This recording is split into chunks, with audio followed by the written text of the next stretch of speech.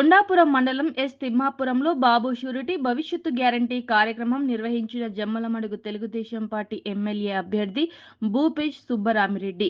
ఈ సందర్భంగా భూపేష్ రెడ్డి మాట్లాడుతూ మహానాడులో సూపర్ సిక్స్ పేరుతో మినీ మేనిఫెస్టో విడుదల చేశారన్నారు. మహిళల కోసం మంచి పథకాలు పొందుపరిచారన్నారు.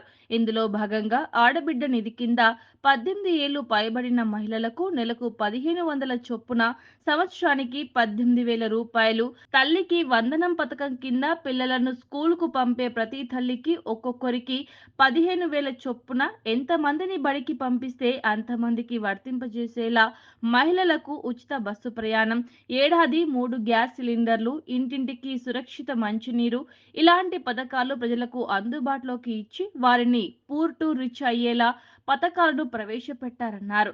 తెలుగుదేశం పార్టీ అధికారంలో ఉన్నప్పుడు అభివృద్ధి, సంక్షేమం చంద్రబాబు నాయుడు రెండు కళ్ళలా చూసుకునేవారు. రాబోయే సార్వత్రిక ఎన్నికల్లో చంద్రబాబు నాయుడిని ముఖ్యమంత్రిగా చేసుకుంటేనే రాష్ట్రం అభివృద్ధి పథంలో పయనిస్తుందని, అలాగే జమ్మలమడుగు అభివృద్ధి చెందాలంటే సైకిల్ గుర్తుపై ఓటు వేసి తనని ఎమ్మెల్యేగా గెలిపించాలని కోరారు.